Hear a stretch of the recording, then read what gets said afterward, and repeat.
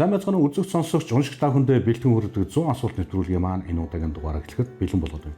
Манай өнөөдрийн нэвтрүүлгийн зочноор Ардсан намын дэд дарга Аравчгын Эрдэнэ бүрэн хүрэлцэн гэж оролцож байна. Сайн байна уу танд орой мэндийг хүргье. Орой мэнд. Сайхан зусч байна уу? Сайхан зусч байна. Та сайхан зусч байна уу? Сайхан зусч байна. За юуны өмнө бидний урилгыг хүлээн авч нэвтрүүлэгт маань хүрэлцэн гэж оролцож байгаа танд маш их баярлалаа. За урьж оролцуулж байгаа та бүхэнд танай телевизэнд бас үзэж байгаа үзэгчдээ бас энэ оройн мэндийг хүргэе. Ингээ өнөөдрийнхөө нэвтрүүлгийг хоёулаа эхлэе. За нэвтрүүлгийн маань хамгийн ихний асуулт уламжлуулсан асуулт байна. Та өөрийгөө болон гэр бүлийнхнийгаа манай телевиз үзэгчдэд нэг сайхан танилцуулаач. За намайг Аравчгын Эрдэнэ бүрэн гэдэг. Би Дундгой аймгийн 3 сайхан сумд төрж өссөн. Эрх зүйч мэргэжилтэй. Одоо Ардсан намын дэд дараагаар ажиллаж байгаа. За гэр бүлийн хувьд бол эхнэр 4 охинтой гэж амьдарч байна. За Дундгой аймгийн 3 сайхан сумын тухай асуунаа. Янзын сайхан сум байлаа. Очиж үзсэн хүмүүс бол мэднэ.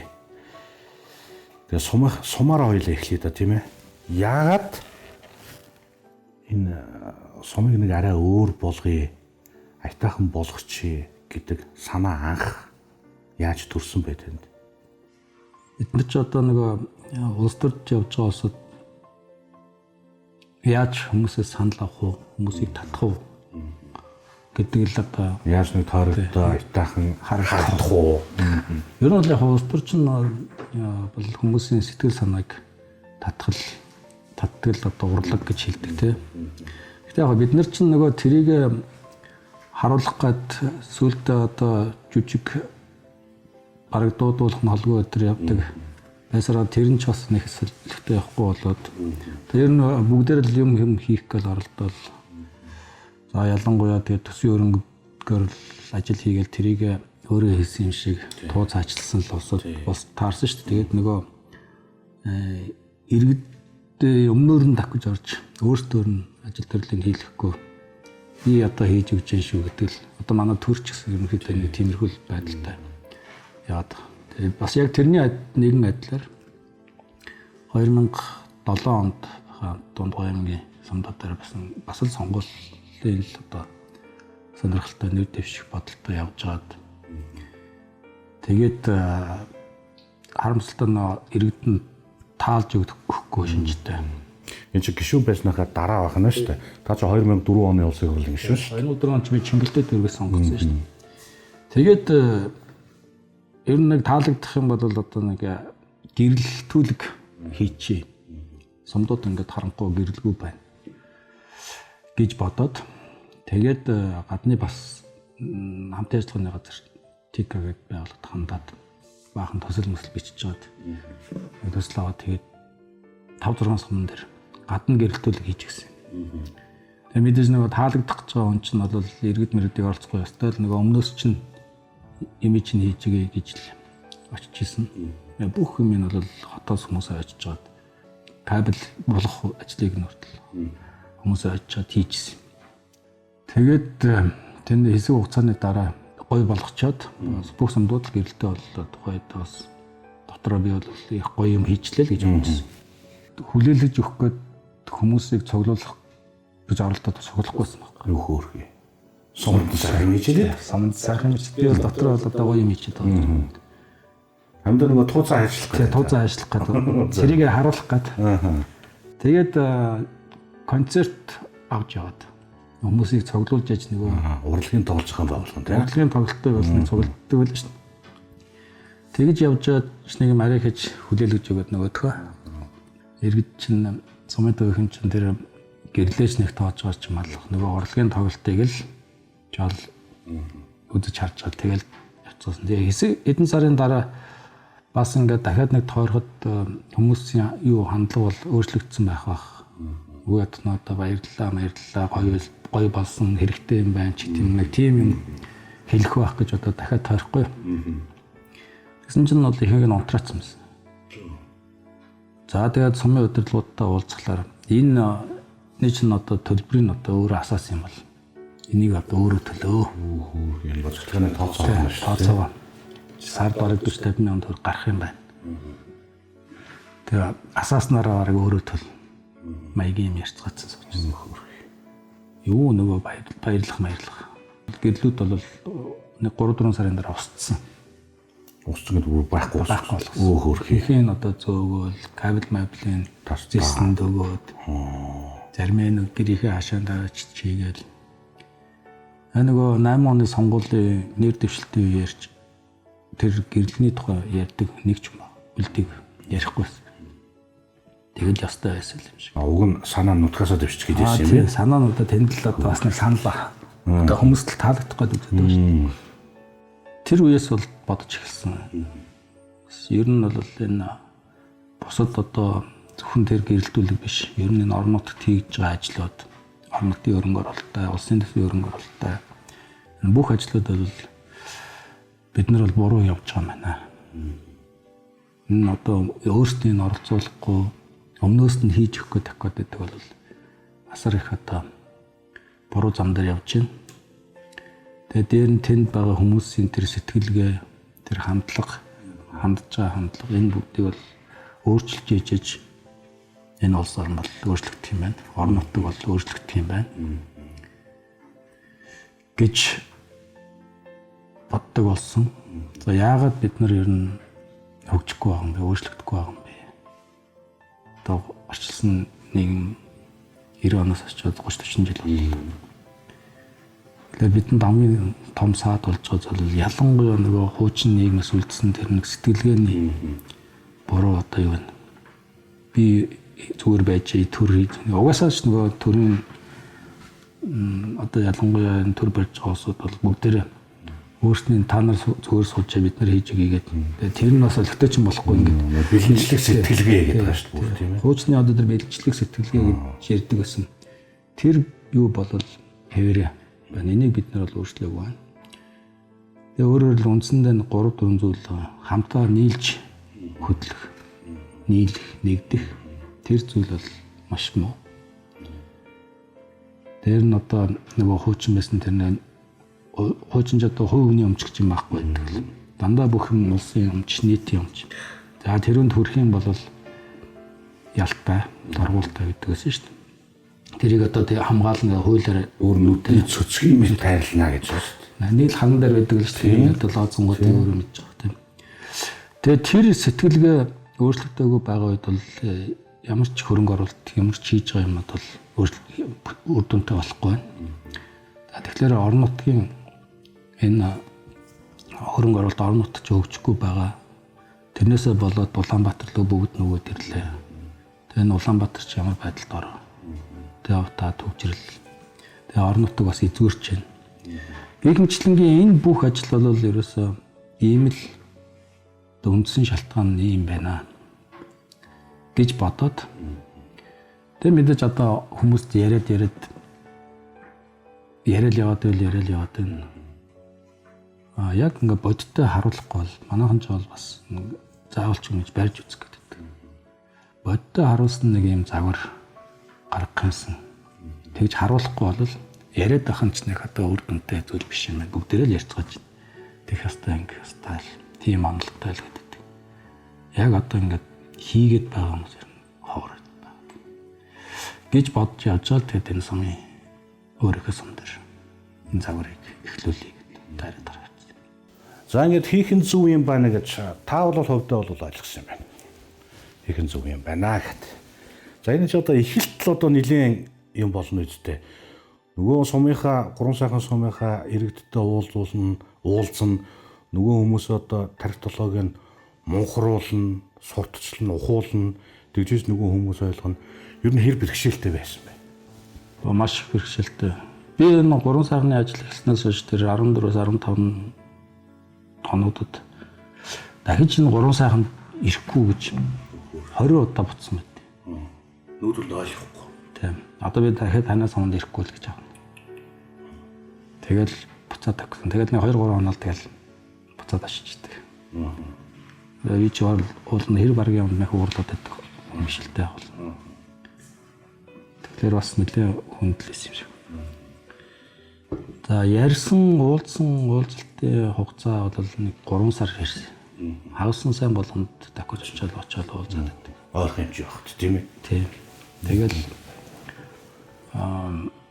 яг сүүлдээ бол бас нөлөө аштайхан болсолтой. Эхний уулзалт дээр чинь сумын дарга маргатайгаа ярьж байгаад намайг нөгөө нутгийн зөвлөлийн дарга болгодог. Зөв. 14 оны цагаан сарын өмнөх одоо Улаанбаатар цагаан сараар тэмдэглэе.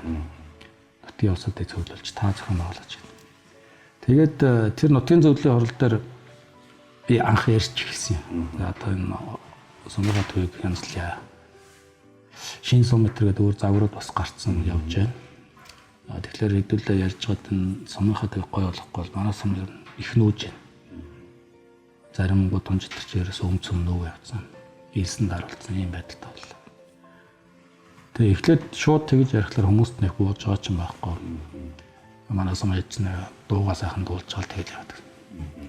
Тэгээ би тэр үеэс эхлээд нөгөө одоо ингээд очиж уулзалт юм гээд сумынхаа дарга маргад хэлээд цуглуулж яагаад. Тэгээ очлоо ихний уулзалт. Гэхдээ би дотроо бол бас хүмүүс их сонирхож байгаа.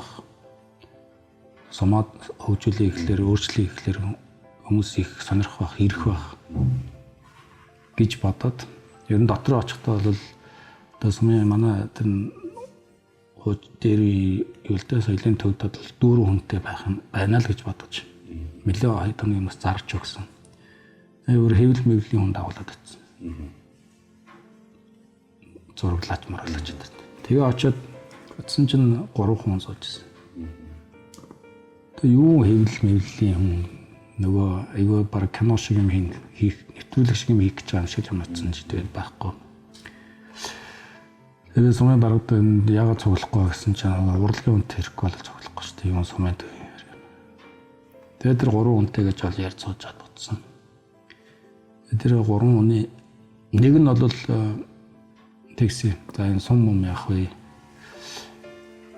Цаан чин тэр Америк Хятадын худалдааны дан одоо болохоо олох гэдэг наа. Энийг одоо яах юм бэ? гэж аавд том юм ярьж байна. Яг хөө тэгээд энэ нэг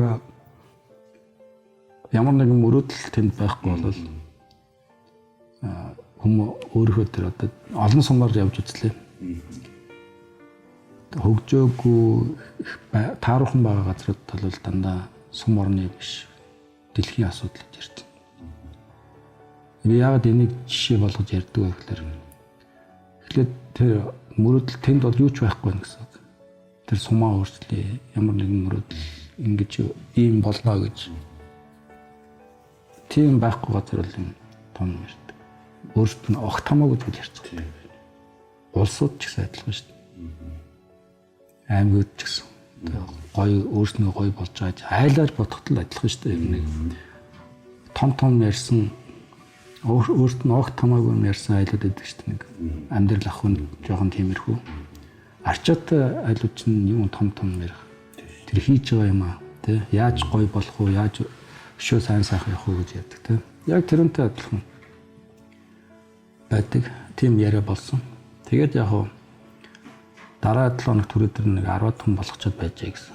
Дараа 7 хоногт натсан ч бас нэг 10 хүн болсон юм. Тэгэл тэрний дараанаас эхлээл ингээд 20 хүн 30 хүн ингэж явсараа 3 сар ярихад бол нэг сумаараа яг цагтаас цуглдаг болсон. Сүүлдээ бол би эндээс очиж шүү гэд фэйсбુક дээр бичээл гаргахад цугласан байдаг. Тийм бол.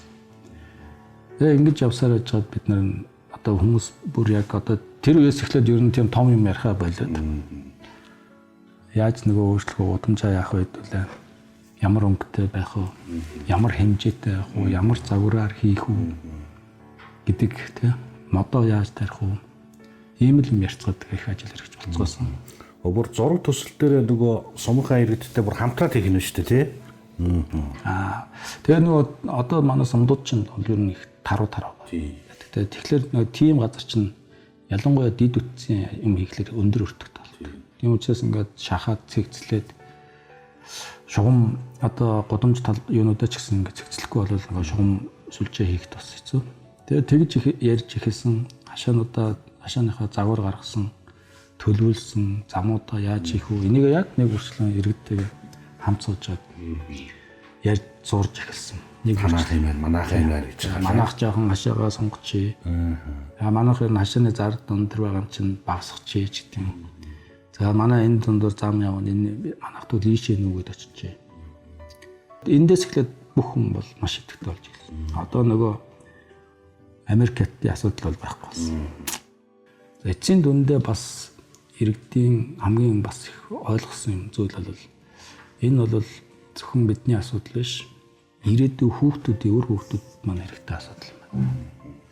Хүүхдүүдэд одоо нэг ингээ овс зөвлөгөөд нүүр төлөвлөд ингээд байх юм бол бүтэхгүй гэдэг ийм яриануд бас их ярьдаг болсон.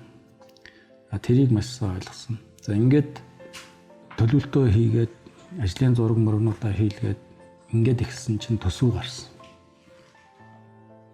За төсөв бас нэлээд тухайн үеийн аншаар бол нэлээд өндөрдөг. Одоо бидэндээ бол одоо огт мөнгөгүй байгаас 3.5 орчим тэрбум төгрөг хэрэгтэй юм байна. Одоо бидний ярьж байгаа юм явдаг хийхэд. Айл болохоор бид нар ч нэг зөвхөн дэд үтс биш зам маргуу ногоон байгууламж тэгэл одоо урлагийн спорт заал маа одоо юу гэдэг бүх юм ал ингээд шинжилж янзлах юмсан гэсэн. Ийм төлөвлөлт хийсэн. Тэгээд эцсийн дүндээ юун дээр хүрэх вэ гэхээр энэ суманд хүмүүс ирж ажиллаж амьдрахад хамгийн таатай газар л болгоё гэдэг юм зүйл одоо бүгдээ тохирсон. За ингээд би бол юу яана мөнгө олох ажлыг бол бас дахин байгуулнаа. За тэгтээ одоо нэгэн төсөв дээр байхгүй юм чинь ялангуяа олон улсын байгууллагууд элчин сайдын яамд за Тика, Жайка гэдэг ингээд юм төслүүд санхүүжилж яадаг олон улсын маш олон байгууллагууд байдаг. За тэгтээ тэр улсуудыг авчрах би одоо Улаанбаатарт очиод ингээд танилцуулаад авчирна. За авчираад үзүүлэхэд бол та нар бас оролцох хэрэгтэй. Яг тэгэхээр олон улсын байгууллагууд бол яадаг вэ гэхээр энэ зөвхөн сумын дарга хүсэж байгаа юм уу? Эсвэл сумаараа хүсэж байгаа юм уу? Хэр олон хүн хүсэж байгаа? Хэр олон хэрэгтэй юм? Тэдийг харж байгаа шүү дээ. Тэрнээс эрдэнэ бүрэн ганцаараа хүсэж байгаа юм уу?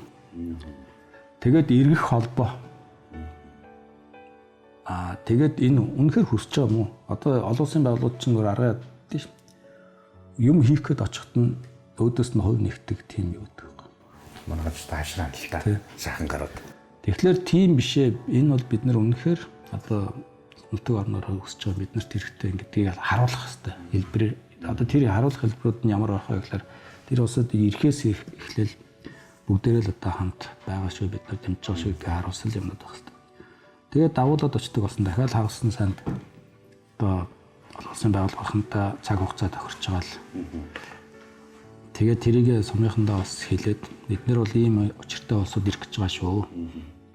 Ийм учир шалтгаантай энэ. Тэгээ манай сумынхан бас тэн дээр маш их сайн оролцсон.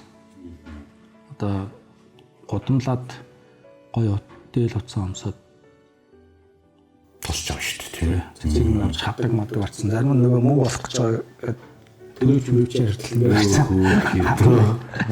Тэгээд зогсож байгаа ч тийм хүмүүс харагддаг гэсэн. За тэгээд одоо хүүхдийн концерт үзүүлнэ очиж байгаа сууд. За бисрэг наадам гэж юм.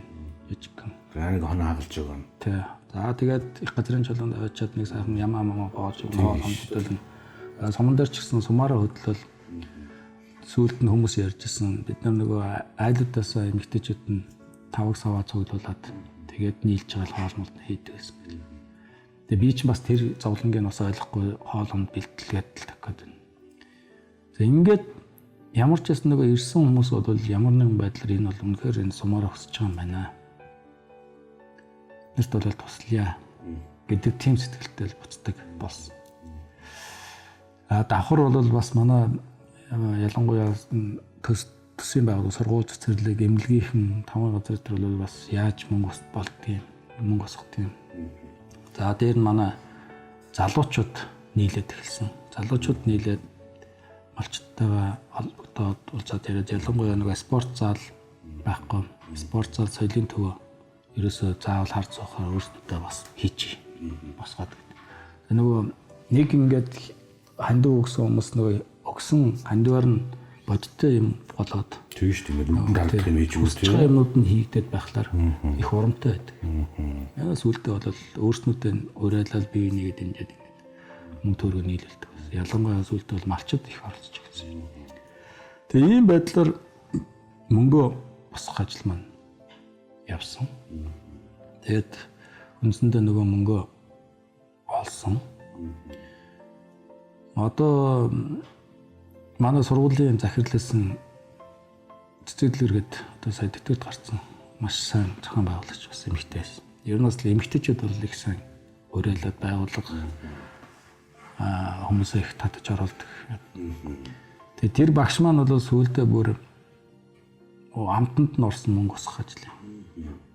Дагуулж явж байгаа сургуулаа үзүүлээд юм танилцуулж байгаа шинэ сургуулиас нь цааны газрынхаа хүүхдүүдийн нэг юу юм төсвүүдээр нь юу байхгүй цааны газар нь хоосон байдаг. Тэгээ мань хүн тэрэн дээр нь тусалсан юм байна. Мөнгө төгрөг гаргаад. Тэгсэн чинь юу яаж ирэх жил дараа жилийнх нь намар нөгөө нөхөр маань хүрээдэрлээ. За би одоо ерөөс танаас өмнө компанийн ажилчдыг бүгдийг дагуулад явах гэж байгаа. Яасан гэсэн. Би бол их олон хүн тусалж ирсэн гинэ. Мөнгө төгрөг хандилж ирсэн. Тэгээд бүгдээрээ чимээг олгуулцдаг. Тэгсэн тэр манай сургуулийн захирал манай маш том өргөмжлөл хийлгүүлээд нөгөө хүүхдүүд суугаад хоолунд идж байгаа тэр зургнуудыг тэр тэнд дотор оруулаад тэгээ оны хүүхдэд ээлтэй бизнесмен гэдэг өргөмжлөл гаргасан байна. Тэгээд өгчөж. Тэгээд тэрүүнд маань ерөөсөн маш их баярсан. Тэгээд компанийн ажилтныг дагуулж яваа дахиж очиж нөгөө сургуулийнх нь намарч байсан аригтай цагаатай сайхан болцсон. Нөгөө сургуулийнхан баахан дахиж хандив авч байгаа цэцэрлэгийн төлөөлөгч өгсөн ба. Цэцэрлэгийн 2-3 хоног бас нөгөө төлөвчтэй айлцайлж байгаа бас хүүхдүүдийн орныхоо хандив өдрийн унтлагын хандивлуулж аваад 5 газрынхан 2 хоног дагуул тавгаад тэгээ хамгийн сүүлд тэр чи өөрснөөдөө ярихлаар их хөвжөлтэй хамгийн сүүлд гандангаар ороод 10 сая төгрөгийн хандив одоо гандан таньдуулчаад тэгээ яваад гисэн байна. Тэгээд тиймэрхүү ийм хэлбэрээр нөгөө хүмүүс ч гэсэн одоо юу н хүнд бид нар ер нь гоё юм харуулж одоо нэг жижигхэн концерт тоглож өгч тийм үү хүүхдийн концерт байнга тийм бэлдсэн байдаг. Хүн зүгээр байж байгаад ерөөсөө хүний мөнгө төгрөг авах ш. Гоё өөрснийхөө санаагаа илэрхийлсэн олон арга хэлбэрүүдээр татах ёстой, хамтарч ажиллах ёстой гэдэг тийм сэтгэлгээтэй болцгоосон мэт энэ мөнгө босгох явцад. Яг нь ер нь одоо ингээд манай явж байгаа ажлууд яагаад явж өгдөггүй вэ гэхээр төлөвлөлтийн нэг огт мэдэхгүй хүмүүс хийждэг сум юм. За баг очиж уулзахгүй, иргэдтэй нь уулзахгүй нэг төлөвлөлтгээд эндээс баг Google-с нэг сумын юуг нь харж гад.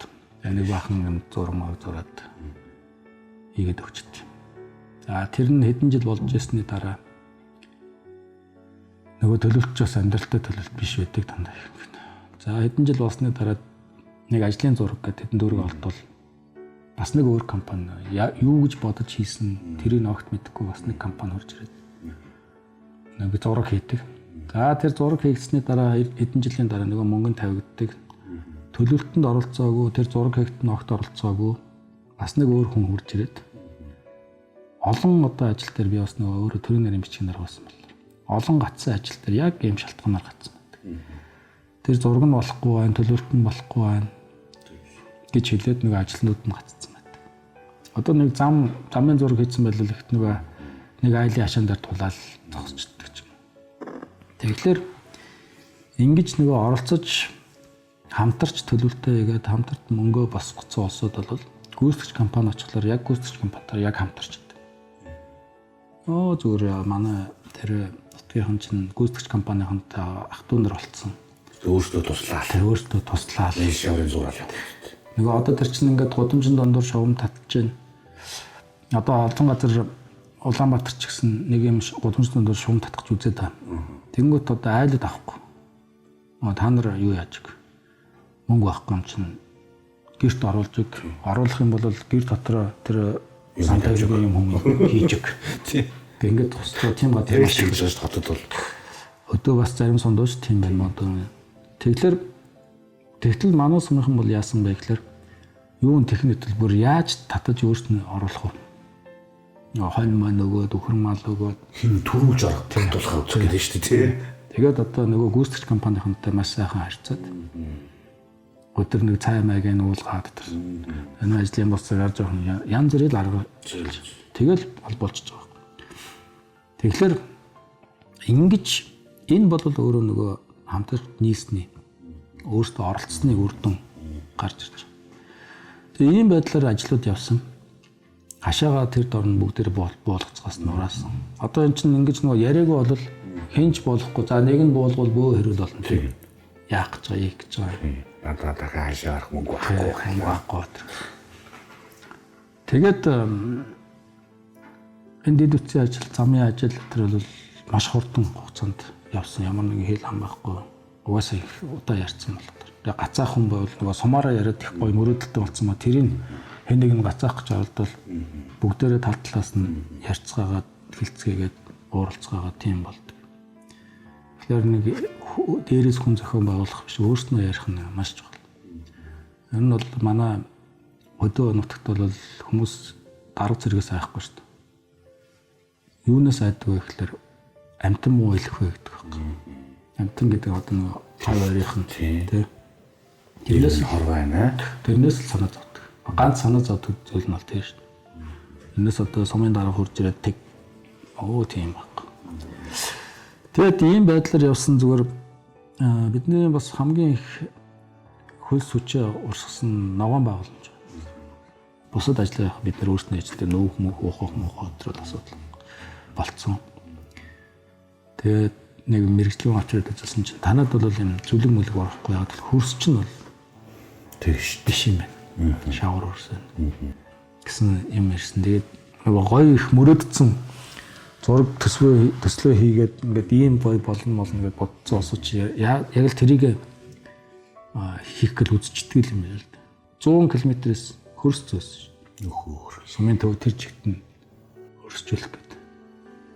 Тэгчээ тийм ногоон болоод байгаа юм. Тэгээд жончны уурхай машинуудыг гэрээ хийж гад 100 км одоо тэр дэлгэр цогтой урдаас хөрс зөөгд. Бараг 100-аад твш хөрс сумын төв дээр авчирч оолж. Тэгээд тэр чинь бүгдийн сумаараа гараад сумынхаа төв дээр гоё дэвсээд. Тэгээд үр цацаад элсээр хучаад. Тэгэхээр энэ бол нөгөө хамтарч хүн нийлээд бүгд нийлээд тэр сэтгэхүйгээ өөрчлөөд бид нар өөрснийхөө төлөө явж байгаа бид нар гоё болно гэдэг тэр юм руу хүрч чадах юм бол ер нь юу ч хийж чадах юм байна. гэж л бодож байгаа. Манай нэг өөр аймгаас сумын төвийн ойролцоо ирж хонсон хүн ярьж стаар нь өглөө 6 гэл машин тэрэг тачигналдал орой 24 цаг хүртэл ямар сонин сум бай гэж бодчихсон. Тэгээд тэгж ажиллацгаасан. Тэгээд жилийн дараа ихт бол үндсэндээ бид нар бодож ирсэн юм бол бүгдийг хийсэн. Хашаа машаа сургууль, соёл спортын, орхон заал бүх юм хийх тусах жилийн дотор л ирнэ. Тэгээд одоо бол 3 сайхан бол бүх хашаанууд нэгдсэн цэвэр бүрдүүлэнтэй. Одоо маш их байшин барьж байгаа. Тэгэл холбоод. Баярладаг зүйл бол юу гэхээр энд ингэж энэ өөрчлөлт энэ загвар бол өөрөө өөрийгөө ингээд авч явах чадвартай загвар болсон л баярлж байгаа. Олон суман дээр ингээд мөнгөөр гинт очиж юм хийж өгөх гээд үзэж байна. Тэгээд авч авч чадахгүй. Гадны байгуулагч одоо бүх мөнгөний өгчт юм уу яад энэ нутгийнхаа өөрсдөө бас их итгэв санаачтай оролцоод байгаа юм чинь нутгийнхан бас ханд өгөндөө тий. Тэгээ ер нь бол гадны байгууллагын төгрөгийн ерөнхийдөө байв нийтдээ. Нийтдээ одоо нэг 5-6 тэрбум төгрөг болсон. Олон улсын байгууллагуудад хандахдаа бид нар бол бас нэг алдаатай юм хийгээд байдаг. Өчиг ингээ бүх мөнгөний өг гэдэг. Бид нар бол хандсан бүх байгууллагуудад бид нар энэ ийм төсөвтэй ажиллана. Эннийхээ 30% нь бол бид нар өөрсдөө босгоч. Энэ тэгээд бүр дээр нь энэ манай сумынхны хандвар бид нар зөвлөж байгаамаа. Та одоо үлдсэн 70% дээр нь яагаад гэж ажиллаач. Ингл төслүүд хэрэгжих шалгонд очтой тий. Бойл бэлэн чи тэр чинь бас заавалж туслах ёстой болсон биш. Тэгээ манайхан айгуул дээр нөгөө нуглаа цавчаатаагаараа тэдэг хөвгөө сууж байгаа шүү дээ. За ингээд өөртөө оролцсон юм байна. Өөрснөө ингээд хувиагаар тодорхой хувийн ингээд босгож байгаа юм байна гэвэл тэнд ямар ихтгэл үнэмшил үүсдэг вэ гэхээр нэгдүгээр тэднэр бол энэ дундаас нь нэлдүүдэд болох ямар нэгэн байхгүй. Тэгэхээр өөртөө оролцож байгаа. За энэ дээр нь иргэд нь оролцож байгаа юм бол өөрснөө хандив гаргаж байгаа юм бол өөрсний юм гэж миний юм гэж үзэж байгаа. Авч явахдаа над чинь бол чал өөр байдалтай байна. Энэ хийсэн ажил бол урт удаан хугацаанд үр дүнтэй зүйл болно гэдгийг тооцчихдаг. Тэр улсууд ч одоо бидний бодоогүй болж. Тэгээд тийм байдлаар энэ мөнгө босох юм явсан. Ер нь ч яг одоо харж байхад бол яг л одоо нэг өөртөө оролцсон учраас тэр авч явж байгаа хийсэн юм авч явах чадвар нь бол үнэхээр сайн байна. Одоо би нөгөө сумынхаа группийг хараа сууж дээ фэйсбүүкээр. Тэр соёлын төв мөгөж нь хаалган нэвтэрчих үегаар нь хагарцсан байгаа. Шилмэл нь хагарцсан тэр байна. Ерөөсө хинээр ч хэлэхгүй нэг нь очивол энэ одоо ийм болсон зургийг аваад за би ингээ янзалж байна. За энийг нь ингээ засчлаа шүү, энд дэвтэрсэн байсан шүү. Гэл тавьчихна. Тэнгүүт энэ тэнд байгаа 3 сайхны хүмүүс ерөөс тал талаас нь би юугаар туслах вэ? Хавтан явуулах, шил явуулах. Тэгэл одоо бид байн харж байгаа тэр зам дээр байгаа энд одоо их юу болсон байна? Шороо их болсон байна. Цэвэрлэмээр байна. Цэвэрлжлээ. Тэгтээ тэгээч гэдэг байхгүй. Би тэгж шүү. За тэр өхөр одоо нөгөө модонд ч нөхөр орно гэж юм байна. Мал орно. Нөхөр юм байдаг. Нөгөө өхрөө чи ерөөсөө эзэн мэдний зургийг тавиал ерөөсөө. Өөхөрхий. Янз шүү дээ.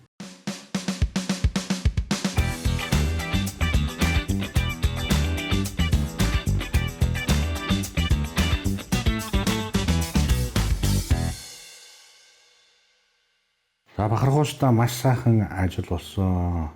Энийг одоо олон ч хүмүүс очиж үзээсэй. За олон ч хүмүүс очиж үзэж байгаа. 3 сайхныхныг бол бүр өстой лай болгож байгаа байх шүү тий. Төлбөртэй болсон шүү дээ. Төлбөр. За ямар төлбөр.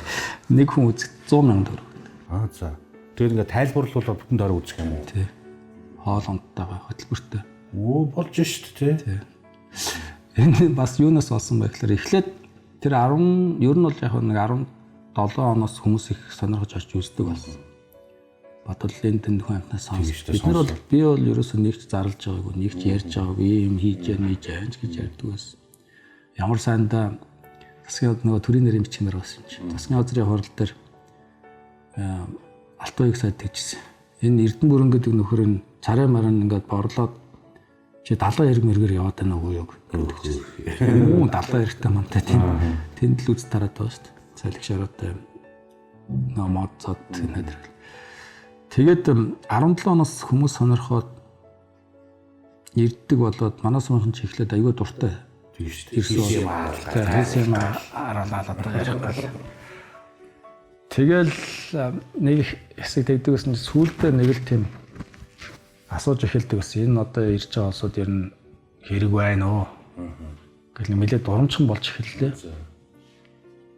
Тэгээд шалтгааныг асуусан чинь нөгөө дайсараад манай тамаа газрынхан өрөнд орцсон. Дэлгүүрүүдэд. Тийм шүү. Бас тэр чинь нэг үдэж байна гэдэг нэг шил юм аавн, ширж юмс хоолонд гэдэг. Тэгээ бүр тэрнээс болоод нэлээд юунд орцсон суцгаж байсан. Асуудалтай болсон. Ер нь хүн ирэхэд бас нөгөө өмнөх шигээ баярлаад идэг биш болсон.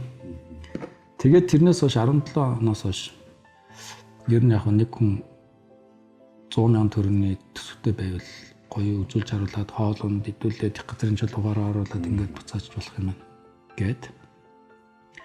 Одоо байгууллагаар орж үзэх жишээл 50,000 төгрөгч тийм айлаар дээр явж үздэг. Тэр хүмүүстэй бас нэг жоохон тэгээ нэг жижигхэн концерт тэр нэг хүүхдүүд чинь нэг 10 хүүхд нийлэл нэг 10,000 төгрөг төр аваад тахчтай болж байгаа юм. Тэгээ 18 19 онд маш их очижсэн 7 хоног. Гэхдээ яг энэ ялангуяа нэг их хурлын гишүүд тойргийнхаа хүмүүсийг авч үздэг байхгүй. Тэгэхээр нөгөө манай хөдөө сумынхан ч бас ингээд харуулсан ингээд 100,000 төгрөг хэлвэл бас бензин таснаас эхлээл хүн болгоо яваад байх чадахгүй боломж бас тийм ээ. Тэгээд их хурлын гишүүд нь илүү тэрийн зохион байгуулалт тэр санхүү манхүүдээр нэгжсэн тийм байдлаар шийддэг болтоор амар. Тэгээд очихоос мөнгө төгрөн авчдаг баг тийм. Сум руу шийдээд тэгээд сумынхан бол тэндээсээ тэрийг нэг хоолонд хийж байгаа айлуудаа нөө тоглолт моголт хийдэг хүмүүстэй тэр тараагаад ячдаг. Тийм юу гэж. Хөөрхөн бичил бизнес болсон шүү дээ. Тэгээд хүмүүс очиход нэг ахмадууд маань одоо нэг малчтынхаа мөнгөөр цуглуулсан мөнгөөр ажлын байр гэд хийцэн. Тэгээд ахмадууд ч бас тэндээ суугаад өөрхөн ойж хийх юм яагаад нөгөө ирж байгаа улсад бас тэрийгэ борлуулад ингээд суужээ. Тэгээ ер нь ийм болчихвол бүр зүгээр. Одоо нэг тийм юу хиймдэ нэг ажил бизнес аял гэдэг шиг тийм. За ингээд ийм сайхан сумыг бий болголоо. Жишг загвар сумыг бий болголоо. За ард иргэдэн сумын иргэдэн одоо сайхан амьдрах нэ. Үүний цаана одоо хамгийн том олж авсан юм нь юу гэж та бодож байна? Энэ зөвхөн 3 сайханчуудын асуудал биш болсон. Энэ одоо ингээд нотлогдсон. Энэ загвар бол үр дүнтэй юм байна. Яагаад нотлогдсон бэ гэж хэлж байгаа гэхээр маш олон хүмүүс очиж яг энэ загвараар сумаа өөрчлөе гэд эхэлсэн. Одоо улсын хэмжээнд бараг 30 орчим сум иргэдтэйгээ ярьж төлөвлөлтөө хийх ажил хийж байгаа. Би ч бас өөрөө яг энэ чиглэлээр бас зөвлөх үйлчлэгийн компанид ажиллаж байгаа. Тэгээд нөө би бол очиж нэг иргэдтэй ярьж өгдөг ажил хийд. Тэгээд мэрэгжлийнхэн хүмүүс бол мэрэгжлийнхэн юм хийгээ явждаг.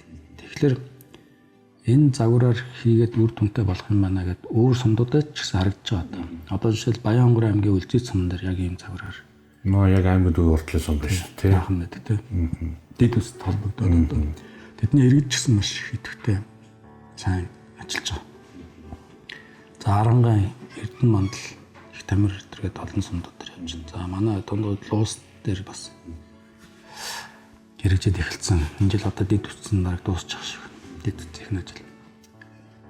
Тэгэхээр миний одоо гол одоо бодож бол энэ өөрөө ингээд улсын хэмжээр ингээд дэлгэрээд орон нутгийн хөгжилт бол үнэхээр энэ 3 сайхан сумынхан бол хөдөлмөрлөд хамтраад тийм жишг загварыг үзүүлээд тэгээ өөрөөр хэлбэл манай 3 сайхных бол энэ улсынхаа орон нутгийн хөгжилт бол маш том үүрэг гүйцэтгэсэн улсад болж байгаа. Тэрүүгээр л одоо бас концлагтай юм аа л гэж байна.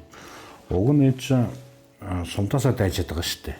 Сумаасаа дайжаад аймаг руу, аймагаас хот руугаар тэгээ нөгөө Улаанбаатар хот чинь төвлөрлөхтэй л нөгөө дүүжрэл айн бохирдол одоо бүхэл юмны их усүрний юм болоод байгаа шүү дээ. Тэгэхээр сумын ийм сайхан болгоод өгчгөр чинь тэд ч одоо айтаа сайхан амжихаас явах тийм ээ. Нүүж байгаа шалтгаан чинь ялангуяа малчид чи хүүхдүүд бол нөгөө сайн сургуультай яг үнэ байлгахын тулд Улаанбаатар руу очиж штэ чанартай одоо боловсруулах зөвшөөрөл багаас нь. Тэгээ нэгэнт багада энд орж ирээд хотод дунд сургуульд сураад тэгээ явцсан хүүхдүүд бол босч очих болж байгаа. Тэгээд энэ бас тэдний буруу биш. Ямар ч хүн одоо хүүхдүүдэд сайн сургуультай болохыг л бодно. Малчин ч байна уу, тариачин ч байна уу тийм ээ. Сэхэтнүүд ч байна уу одоо хөрөнгөтэй хүмүүс ч гэсэн бүгдээрээ тэг. За дээр нь бол эрүүл мэндийн одоо сайн үйлчлэгээ хэрэгтэй, сайн эмчнэр хэрэгтэй. За сайн сургуульд сургана гэхэлэр бид нар бол одоо буруу бодоод байгаа нэг зүйл бол юу гэхэлэр гоё шин сургуулиуд л барихыг л бодоод шин. Гоё ангитай юмтай. Нэх гоё ангитай юмтай. Гэтэл сургууль ч өөрөө байшин биш шүү дээ. Зөвхөн сургууль боловч үсэн. Багш нарын асуудал байхгүй. Сайн багш нар. За сайн багш нар ямар тохиолдолд тэнд тогтвор зөвшөөрөлтэй байгаад ажиллаад амьдрах вэ гэхэлэр тэнд нь Улаанбаатараас ялгагдахгүй тэр нүгэд байгаа тэр газраас нь илүү гоё сайхан нөхцөл байдалд байж аж тогтвортой байж аж л тогтвор зөвшөөрөлтэй байна. Эмчнэр ч ялгаагүй. За босод одоо төрийн үйлчлэгээ үзүүлж байгаа хүмүүс ч гэсэн ялгаагүй шүү дээ.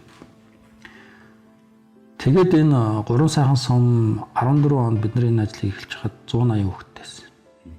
Одоо бол 360 хүүхэдтэй болсон байна. Тэгэхээр энэ хүүхдүүд нүүгээд ирчүү. Өөр сумуудаас ингээд ирчүү яач вэ гэд харахлаар тийм биш. Хүүхдүүдээ нөгөө аймгийн төв Улаанбаатар руу явуулахаа болчихж байгаа малчид. Яагаад тэгж байна гэхээр нөгөө 12 жилдээ боллоо сайн багш нар доктор сургалтад болоо төгсөж байгаа хүүхдүүдийн оноо их өндөр яваад байгаа. Зүг. Тэгэхээр тэр юу харуулж байна гэхээр сайн багш нар байгаад байна шүү дээ. Тийм бай. За ингээд оноо өндөртэй бүгдээрээ төгсөж байгаа хүүхдүүд ихтэй сургуульд орж байна. Ингээд ирэхлээр малчид бол юу гэж бодож байна гэхээр эндээ байлгах ямар ч юу алга. Асуудал алга. Хот руу айгуулж дахид зардал тийж удаа байшаасаа хөрслөн өстой яваалгүй шүү дээ. За ингээд орон нутгата сургуулаа төгссөн хүүхдүүд ихтэй сургуульд орчоод бас буцаад ирэх магадлал нь их өндөр болж байна. Орон нутгата тасцсан.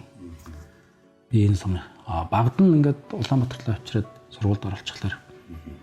Ерөнхийдөө тэгэл эндээ ямар нэгэн юм болол ажил төрөл болол байхансал гэдэг юм руу л орох юм байна. Тэгээд эмнэлгийн юу сайжирсан. Үйлчлэгээ сайжирсан. Одоо сайн эмчнэр ингээд доктор сурчлаа. Доктор суртаа байгаад ирсэн. Очиж ажиллая гэдэг хүмүүс, хүсэлтэй хүмүүс. Одоо баг өрсөлтөө үүсэх маягтай тийм. Тэгэхээр нэг шуумжуулж ямалж бүх юм байна. Сайхан хаус бариад тэгээ Улаанбаатар ямар ч ялгах юм байхгүй. Модод тарьж. Ийм юу үүсэнгүүт нөхцөл байдал ингээд өөрчлөгдөнгүүт энэ бол эцсийн дүндээ энэ сумын төвийн шинжилт чинь хинт хэрэгтэй болж эхэлсэн бэ гэхээр малчтад хэрэгтэй болж байна. Тийм. За малчтад энийг их ойлгуулсан. Ингээд малчид бид нар бас оролцъё.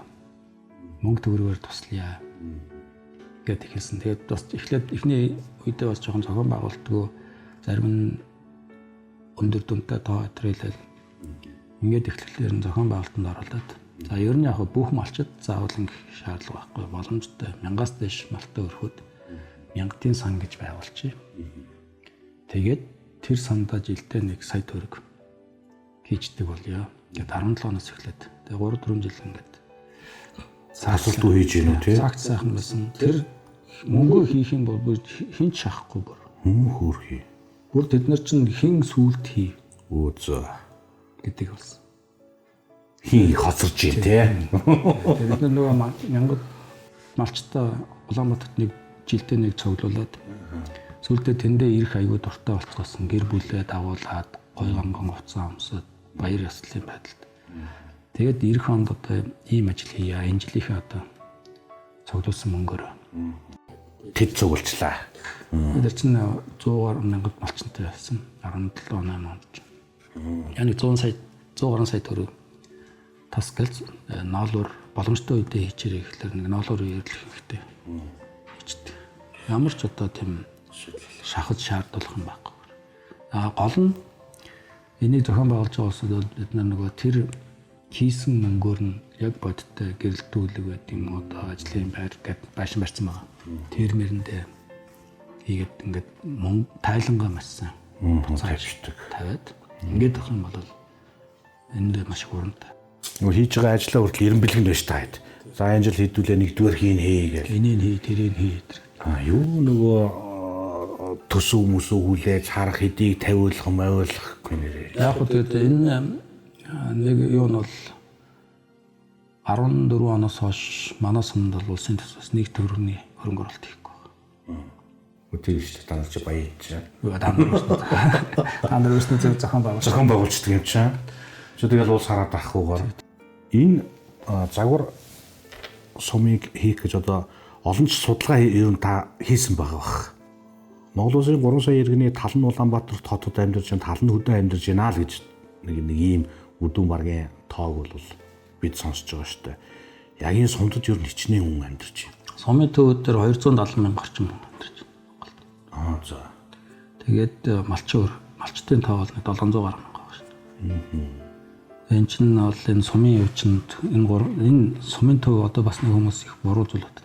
Сумын төв дээр байгаа хэдэн хүний асуудал гэж боддог. Зарим эдийн засагч нар их хурал дээр ч гэсэн ярьж шít. Тэнд байгаа нэг 1000 хүний төлөө одоо зам тавилаа, гэрэл тавилаа, зах зээл байхгүй юм чинь.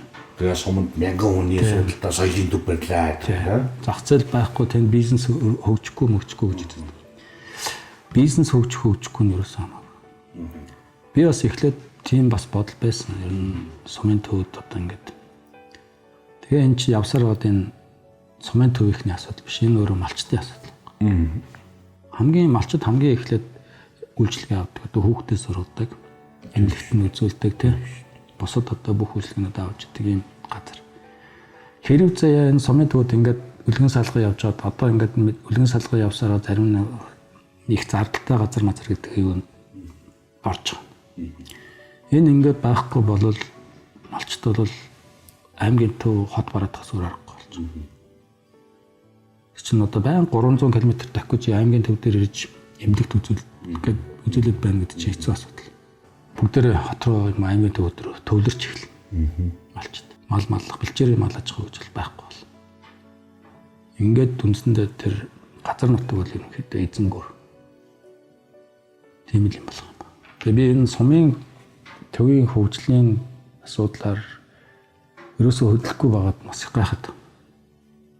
12-оос 16 онд л 2-3 загвар гаргаж үтсэн шүү дээ. Тэгээд тэрнээс хойш ерөөсөө энэ сумын төвүүдийг гой болгоё гэж байгаа юм.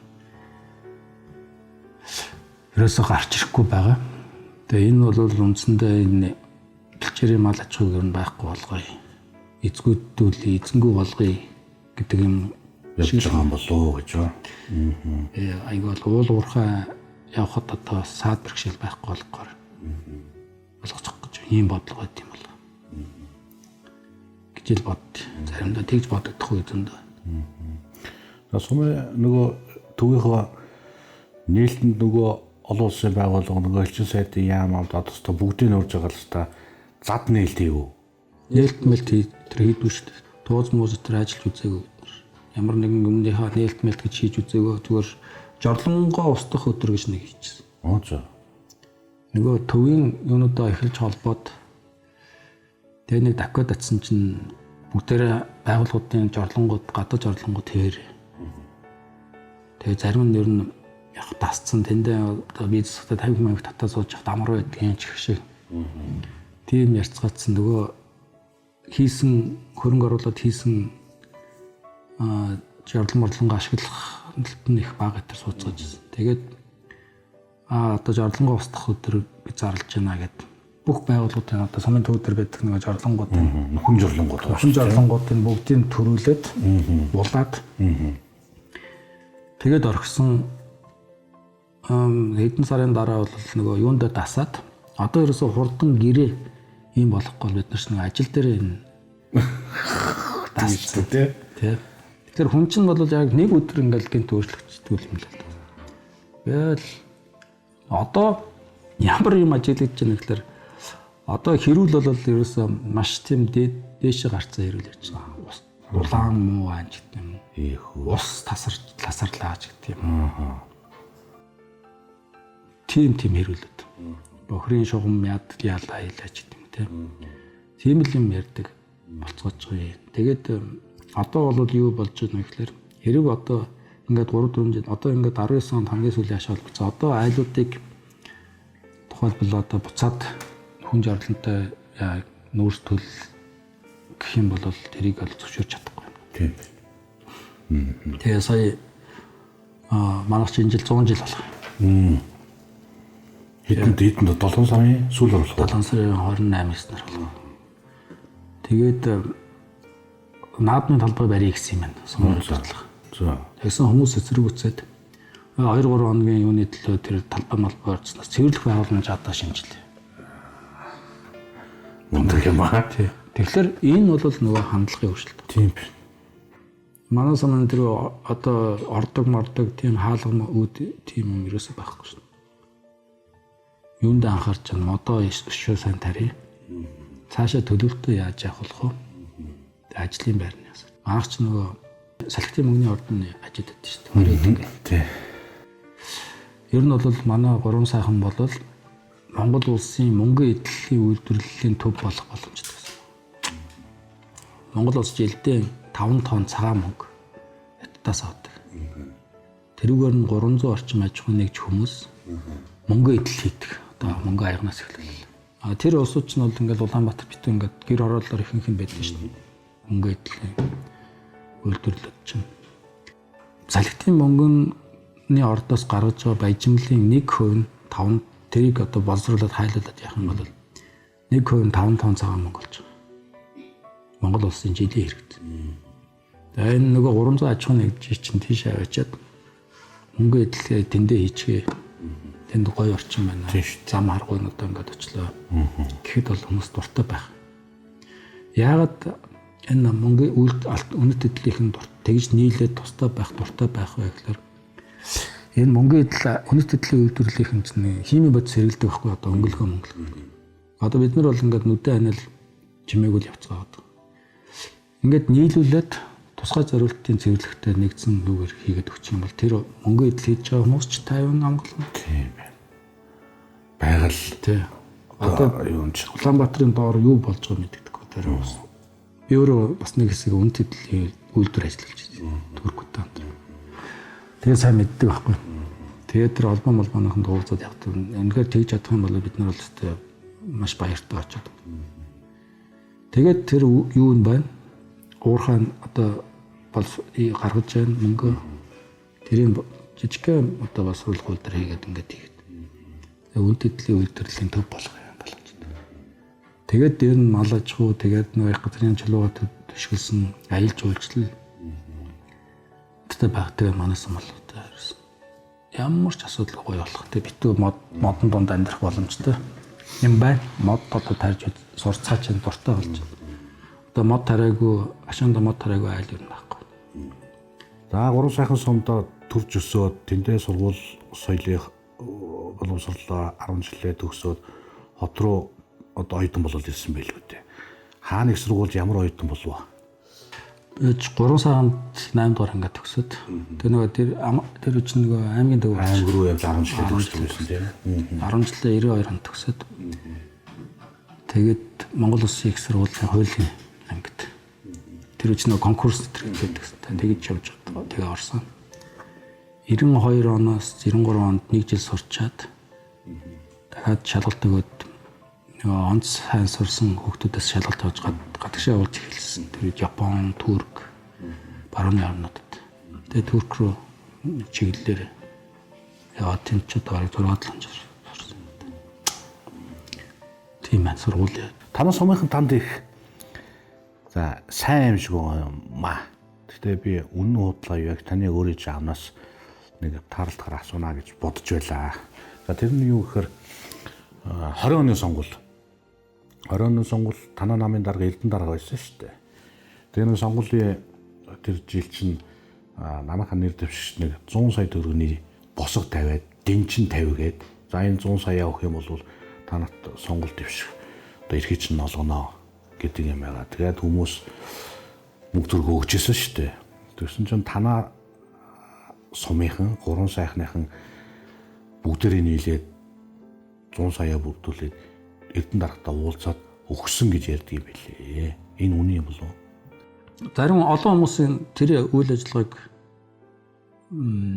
худлаа энэ Эрдэнэ бүрэн зүгээр зохион байгуулад ийм хийлээ тэр тухай үедээ хэвлэлүүдээр их гарч ирсэн.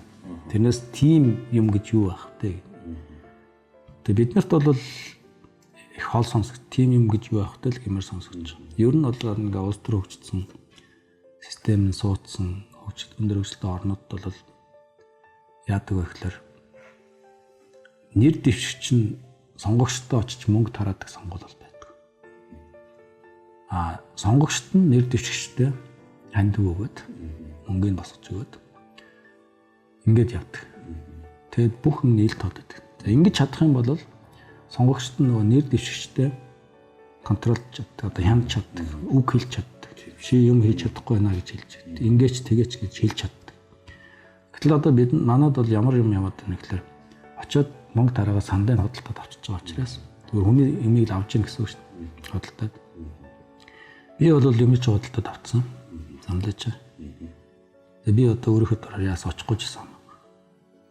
Ийм юм их удаан хугацаанд явж байгаа. Мал тоолгоны үеэр тийм яриа болсон юм байлаа.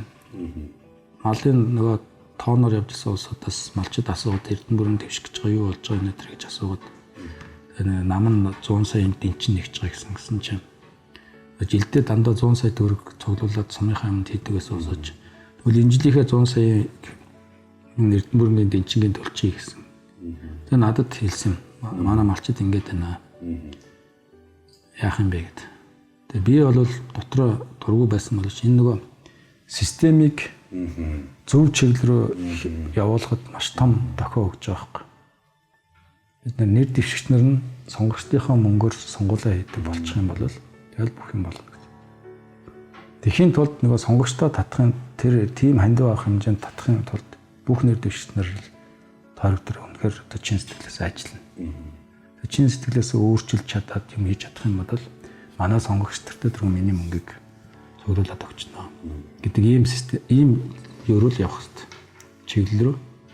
Тэгээ тэр утгаараа бол тэгээд Эрдэнэ даргатай уулзлаа. Тэгээд тэдний төлөвлөл нь үрж ирээд 10 гаруй малчд үрж ирээд. За энэ нөхрийн одоо 100 саяын Дэнчингийн манайхан мянгатын сонгоос одоо ингэж төлж байна. Тэшүүлээрээ гэсэн чинь дарагч нь тухайн үед шухан ийм зүйлстэй болж байгаа нь гоё чухал юм байна. Асуудал байхгүй. Гэсэн чи яг тэр сонгуулийнхаа урд нэр дэвшүүлэхийнхээ урд чинь нэр дэвшилтээс ассаад өөрөм оруулсан. За ингээд дараа нь би нэг орон нутгийн сонгуулиар буцаад сумд очсон чи бүгдээр маш ууртайсэн. Танай нам ялангуяа Эрдэнэ даргыг бол маш их шөмжлөлтэй. Тэц нэг хүмүүсийн сэтгэл рүү бол тэр ус цацж байгаа. Тийм гоё юутай байж байгаа. Тэгээ тийм харамсалтай зүйл болсон. Яг нэг мөнгөөр буцааж өгсөн юм уу? Би тэгээд тэр үеийг нь буцаад өгсөн дээр Эрдэнэ дарга. Эрдэнэ дарга юу ч өгөх. Эрдэнэ бол Эрдэнэ дарга л өгөхгүй шүү дээ. Тэр намд шилжүүлсэн боосаа. Тийм л юм бас. Ямар муухай юм. Бүхэл өтө сумыг хэлчихэд нь хөлтсөн шүү дээ. Тийм бас.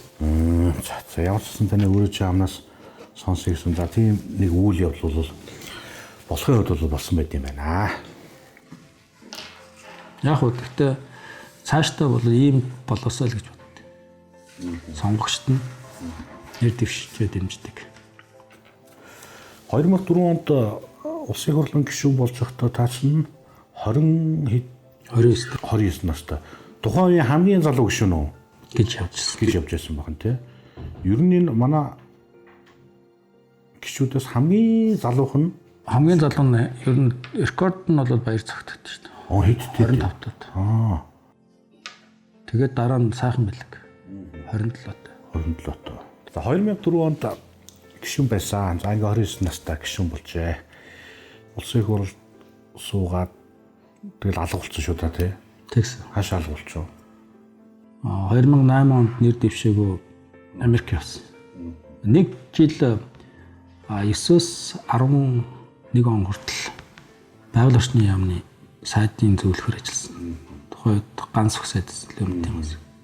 За тэнд бол усны төслүүд тариуцсан хийх гэж оролдод. Би нөгөө 2007 онд их хурл дээр ажлын хэсэг байгуулсан энэ гадаргын усны одоо ашиглах энэ чиглэлээр юм хийхгүй болохгүй нэ.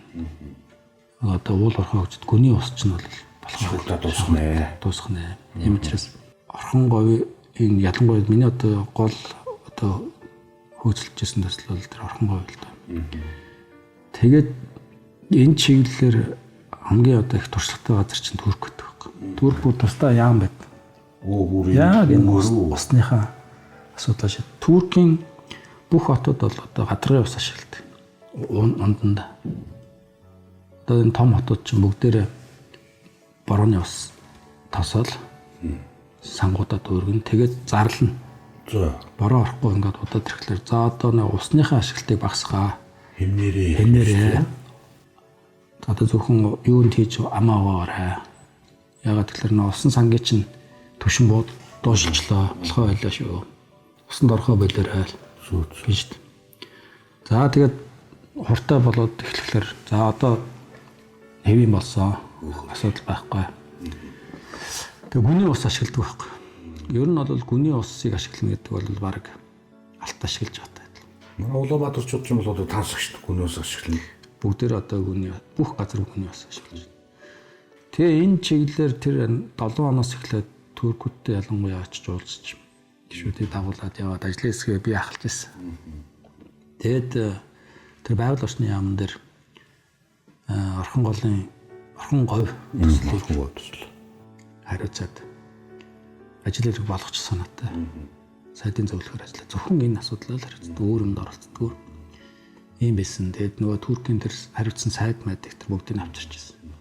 Бид нар тараас мараасаар нисээд бас их ажил хэрэг болсон. Техникийн тэнцгийн үндэслэл хийлгүүлээд. Тэгээ олон хүмүүс тухайн үедээ бол их буруу ойлголтоос одоо бол бас арай засагдж ах шиг байна. Тийм, одоо ч олон ч хүмүүс ярьж байна. Олон ч хүмүүс их ярьж байгаа. Ер нь бол зүгээр л үерэлсэн үед нь л усыг хоригдлуулах гэдэг шүү дээ. Тэр одоо тэр далан барих гэж байгаа газар чинь бол Булган аймгийн нутагт байгаа тэр газар чинь яг хэвийн үедээ 70 м куб секунд байдаг байхгүй. Үерлэхлээр 400 500 өр явчихдаг. Тэгэхээр далан барина гэдэг чинь юу гэсэн үг вэ гэхээр үерэлсэн жисэн үерлээгүй ч гэсэн далаараа л урсч л байна гол бол. Тэр далаас нь илүү гарсныг л барих ажил байхгүй. За тэгээд тэнд маш том нуур үүснэ. Тэр нуурын 3-аас 5% нь л ашиглах. Говийг одоо битүү усжуулах тийм юм төслөө. Тэгээд 15 км яваад нэг ус гаргаж явах шахуургуудтай. Тэгээ өмнөгөө хөрөх. Дунд говийн Эрдэнэтлээ дамжаад ингээд урагшаа явах. Тийм зурагтай төсөвтэй. Одоо бол бүр нарийжсэн техник үзэн тооц санаац бүх юм хийгдсэн. Манайхан зөвл буруу ойлгуулаад шууд тэндээ шуудууд татаад голыг твчгээр нь усуултаа. Голыг ингэж ойлгуулад байгаа байхгүй юу? Таслал явчихаар л. Тэгэхээр бас ингэж ойлгуулах гэдэг бас нэг тал нь байгаад байгаа байхгүй юу? Энэ төсөлд энэ олон жилийн өмнөөс ингэж яригдсан мөртлөө өнөөдрийн хүртэл биелэлээ олохгүй байгаагийн ард та юу байгаа гэж бодож байна? Би одоо шууд хэлчмээр байна. Зарим хүмүүс бас санаа зовоод байт юм шиг л. Олон улсын харилцаа. Тэр улсууд нөгөө туркууд за энэ бол үнэхээр энэ өөрөө эдийн засгийн ашигтай төсөл гэж байна. Тэгээ ийм өчртэй юм байна. Бид нар бол маш баяртай оролцъё гэж яваад тэгээ очиод юу болсон гэхээр хариун төдхөн Оросын элч сайдын яамнаас уцтлаа. Энэ төсөл явахгүй төсөл шүү гэж хэллээ гэдэг. Шууд хэлж. Энд чинь манай ерөнхийлөгчтэй тухайн үед элүүдэрч ерөнхийлөгчтэй уулзаад бүр нэлээд өндөр түвшинд яригдсан шүү. Нөгөө туркууд нь. Тэгээд би тэндээс юу гэж боддог вэ? Одоо хүртэл энэ нэгийн гол явахгүй байгаа чинь нөгөө л хойд төрш асуудал. Орхон говь явахгүй чинь нэрээс дахиад л хойд төрш асуудал байна. Бидрийг одоо үргэлжил иймээрээ байж гэсэн сонирхол байна шүү дээ, тийм ээ. Том төслүүдийг ерөөсөө явахгүй шүү дээ, явуулахгүй шүү дээ. Зөв юм байна. Жижигэн улсын зовлонгийн нэг нь л байна. Тэгээд энэ дээр бол маш тийм уян хатан маш одоо тийм ухаалаг улс төр харилцаа хийх ёстой гэж боддог. Тэгээ одоо хүртэл ерөөсөө юм бодлоо. Одоо ч нэг ихэвч гайгүй байлгуудээ олон ч хүмүүс танаа манаа нам гэхгүй л тийм ээ. Одоо энэ усны мэргэжлүүдийн тооц гаргасан тооцоогоор 24 онд гадаргын усны нөөц дуусч байгаа. Говьд. Аюулын тохиол шүү. Би тухайд байхгүй байсан. Нөгөө нүдээр харж байгааг болохоор танаас бас асууж байна. Их л том туг мандуулсан гэсэн тий. Тэгээ хэдий харьцаатай хэмжээтэй ямар туг ийсэн? 20-15 харьцаатай. За хаана мандуулсан? Энэ Цэнгэлтийн хаан. Хаана оюулсан? Бо ер нь яагаад зүгээр хэж болдгоо тэгээ нэг туг мандуулаад байдаг. Уулж яг ч одоо улсын мандал туг л да. Гэхдээ яагаад ингэ туг мандуулъя гэж бодсон юм? Ер нь бол яг бид нар л төрийн талбай гэдэг болохоос ш. Олон улсын хиллэг ер нь хэрэглээ нь бол үндэсний талбай ш. National flag гэж ярьдаг тийм. Төрийн үндэсний дуулж гэж ярьдаг. Дахиад би нөгөө Турк руу л орох гэдэг. Ер нь Турк биш өөр олон газар энэ улс үндэснээ нэгтгэж идэг. Энэ хэлбэрүүд одоо энэ талбай тогтсон бид нарт ч гэсэн тийм шин сонин зүйл биш. Эртний зүйл шүү дээ. Чингис хааны үед тэр хөх тугандаар нэгдээд те. Яаж одоо дэлхийг эзэлж ийсэн болсон. Гэтэл бид нар бол сүүлдээ энэ нөгөө үндэсний тэр хөх туг мөг гэдэг байхгүй болгоод за тэгээд төрийн далбай болгоод тэр төрийн далбайгаа зөвхөн төрийн албан өрөөнд ашигланаа, хэрэглэнэ. Өөр хүн хэрэглэж болохгүй гэдэг шихуу тийм хуультай болсон. Болоод авсан. Тийм хөвшилтэйч болсон. Намайг тэр том төрийн далбайг мандуулах гээд оролдож байхад төрийн ёслолын албанаас ярьж байсан. Наад чад болохгүй шүү. ингэж болдгоо молдгоо юм том Наавч хамаг оруулж болохгүй. хамаагүй орлож болохгүй төрийн Өвөөц. энэ ч төрийн юмнаас илүү үндэсний эв нэгдлийн баталгаа бахархал бид нар тэндээ нэгдэж идэг ийм зүйл байх хэрэгтэй. Тэгээд тэгж бодоод ингээд томор мандуулаад тэгээд тухайн үедээ тэгээд оюулах газар бас алдахгүй бүргэд оюулаад тэгээд энэ нөгөө 50 м өндөрт шүү дээ. 50 м өндөр тийм том юм мандалснаа сайлх мэлхэн чихсээ хэцүү. Тийм шүү дээ. Маш бат. Даахгүй үзэхэд чинь. Маш бат өхөн настай. Тэгээ гүнд нь суурь нь одоо нэлээд том суурь эд. Тэгж яагаад бас л ингээл хандив мандив хүн амтантай яаж ялангуяа нэмцээ сэтэр нэлээд туссан. Ингэж яагаад тэгээ босгоод авсан. Энийг ингээд ярихад хэцүү хүмүүс ч их эсрэгүүцэн наад чадаа бараг салхи хөдөлгөөн шороо мороо тавиулаад байх юм биш үү гэдэг. Гэтэл Турк бол бүх уулынхаа ороод бүгдийн нэм том талбай тавьсан мэт. Тэгээ тэрүүгээр их бахархдаг. Өглөө сургуулийн хүүхдүүд цэцэрлэг сургуулийн хүүхдүүд одоо заавал хичээл дарахаас өмнө төрийн дуудлага дуулчаад ордог. Тэгээ энэ юунд хүргэдэг гэхээр тэр эв нэгдэлтэй Их орон сэтгэл. Тэгээ их орон сэтгэлтэй байх энэ маш том чухал одоо хөшүүрэг бидний одоо дотроо яг зүрхэндээ бодож явж явах хэрэгтэй. Тэгээ энэ их тийм юу өгнө одоо тэр сэтгэлгээ хөгжүүлэх одоо ингээд цаахан том төрлийн талбайгаа мандж байгааг харж явах. Тэр бол маш чухал зүйл гэж боддог. Тэгээд босгосон. Тэгээд тэр өдрөөр 7 сарын 9-нд хууль гаргаад төрийн талбайны өдөр гэдэг өдөртөө болсон шүү дээ. Тэгээд тэрнээс хойш хэрэглээ бол маш дэлгэрч өгсөн. Ялангуяа тэр жил чинь нэг олимп болоод манайх ч анхны оны олимпиад орохтой болсон. Тэгэл ерөөсөө маш гоё болсоо л гэж боддоо шүү дээ. Тэр төрийн талбайны босгож явах үедээ бодож ирсэн юмнууд чи явсаар байгаа энэ сумын төр ирдэг. За сүүлийн 8 жилийн хугацаанд танаа нам гудамж байлаа. Олигтой сөрөгч байж чадсангүй дээ. Уг нь хүнээр бол цөөдөхгүй л дээ. Ганц тайчин ганцаардахгүй гал уг нь бол явах ёстой баймаар зүгээр миний хувь зүгээр харагдлаа. Энэ нь юуных вэ? Энэ бас яг юу нэгдэлтэй холбоотой. Шууд манай намынхны мэдээж алдаа байгаа. Алсыг харж чадахгүй, томор бодож чадахгүй байгаа зүйл байгаа юм шүү. Би одоо бас дахиад нэг юм хэлмээр. Энэ дахиад гадны оролцоо байна л гэж боддог. Бид нар одоо хоёр том нэг нам дарангуулсан. Дарангуулах нэг намын системтэй шахуу хоёр бас байна. Ариг юм тоглоомын жижиг намууд байдаг тийм. Хятад ч гэсэн бас олон намын системтэй шүү дээ. Гэхдээ тэр нь үнэхээр тоглоомын. Тэгээ нэг нам л бүх юм хараад. Тэгээ ийм систем рүү манайхыг ч гэсэн бас шилжүүлэх сонирхол их удаан хугацаанд явсан гэж байна. Ялангуяа энэ арчилсан хүчний арчилсан Монгол арчлалыг бий болгосон олон лидерүүдийг маш удаан хугацаанд харлуулж энэ Монголын арчлал чинь ер нь зөв юм уу буруу юм уу гэдэг хэмжээнд хүртэл яваач. Нөгөө энэ чинь ингээд шавар тутахын тулд одоо нөгөө лидер нөгөө нэр бүхий улсуудыг л бүгдийг маш их дарамжилж харлуулсаар байгаа л тэгэл тусгаж. Тийм л үйл явдал болж байна. Таны амьдралдаа баримталдаг зарчим юу юм? Өөрийнхөө байхынсан гэж боддог.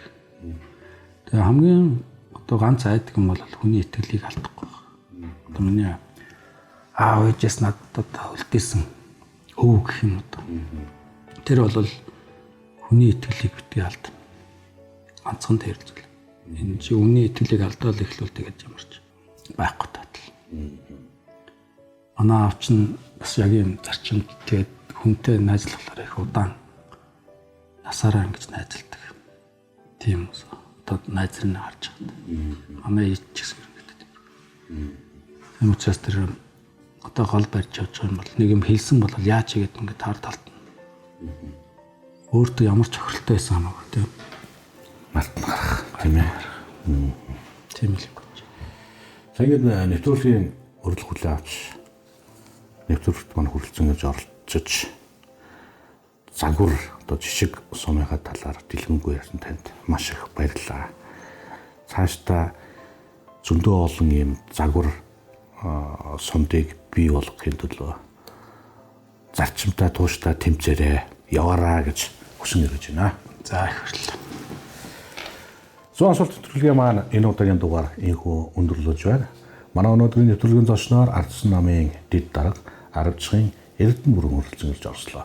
Та бүхэндээ дараагийнхаа нэвтрүүлгээр эргээд уулзлаа. Түр баяртай.